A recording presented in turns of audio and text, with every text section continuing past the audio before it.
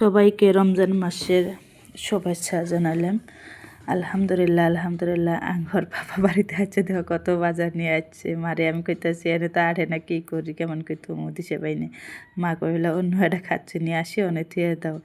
আমি মান্নগে বহুত তার মানে কি করি, আর আমি সব সময় মান্নগে মানে সব বস্তু শেয়ার করি। শেয়ার করলে ভাল লাগে মার লগে। মা যেটুক বাঁচি আছে এই জন্য শেয়ার করি।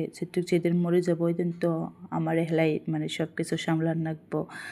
এই জন্য এনি টাইমে মানুষের যার শাশুড়ি আছে তাক অল্প আজলা জিগাই নেবেন, কিন্তু কোনোদিনও শাশুড়িরা কয় না বলে এটা করো না ওটা করো না, কিন্তু মানা করে, কিন্তু ভালার জন্য মানা করে, কোনোদিনও খারাপের জন্য করে না। আর আমার শাশুড়ি ওই রকমে, কিন্তু আমি ছোটো একটা কাম হলো মার কাছে জিগাই নেই।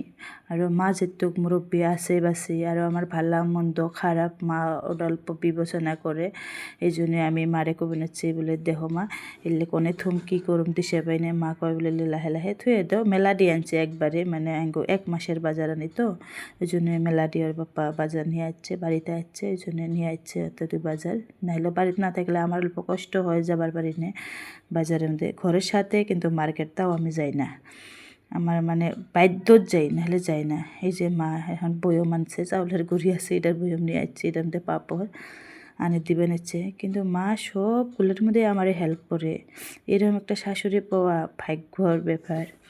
এত ভালা আমার শাশুড়ি, এত ভালা। আমি সবাইকে কইলাম, গৌরব করি করলাম আমার শাশুড়ির নাগাল শাশুড়ি পাওয়া টান আছে।